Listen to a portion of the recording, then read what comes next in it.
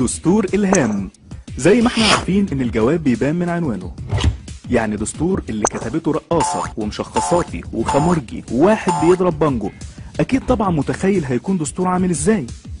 يلا بينا نعمل لفة سريعة في الدستور الملفوف. طول عمرنا عارفين ان وزير الدفاع مجرد وزير بيعينه الرئيس، لكن دستور إلهام بقى قالك ان وزير الدفاع اللي يعينه المجلس العسكري، وكمان لمدة 8 سنين. ومش بس كده، وزير الدفاع بقى هو اللي يعين المجلس العسكري. حد فاهم حاجة؟ خد عندك كمان، لا يجوز عزل شيخ الازهر ولا النائب العام ولا رئيس المحكمة الدستورية ولا وزير الدفاع.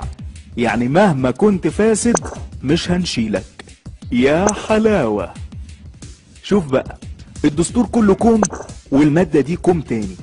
بيقولك لا يجوز عزل الرئيس في حال خروج الجماهير عليه في الشوارع او التظاهر ضده مهما كان عددها.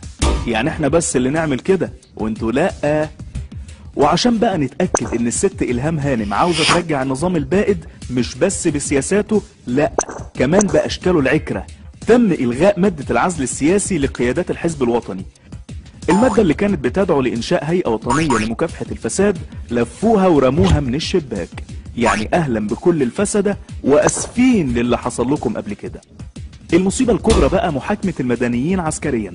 يعني خلي بالك ما تتعاركش مع عسكري في البنزينة أو مع جرسون في فندق تابع للقوات المسلحة. الحرب بقى على الهوية وعلى الشريعة خلوا بسلامتها المحكمة الدستورية هي اللي تفسر الشريعة الإسلامية، مش الأزهر ولا هيئة كبار العلماء. وعشان أكد لك كلامي إنها حرب على الهوية، ليه حذفوا المادة اللي بتجرم شتم الذات الإلهية والإساءة للرسل؟ وما تفرحش قوي بالمادة اللي بتساوي الست بالراجل في الحقوق والواجبات، لأن دي معناها إن ميراث الست يساوي ميراث الرجل، وإن سيادتها ليها الحق تتجوز على المخفي جوزها مرة واثنين وثلاثة. دول مش بس لغوا أي هوية إسلامية لمصر، دول كمان لغوا أي ذكر لثورة 25 يناير وشهدائها. وما جابوش أي آية أو حديث، لكن خليته البابا شنودة وجملته المشهورة: مصر وطن نعيش فيه ويعيش فينا. بعد كل ده عايز تنزل؟ ده دستور خسارة حتى نقول عليه لأ. أنا شخصيا مقاطع ومش نازل أصلا.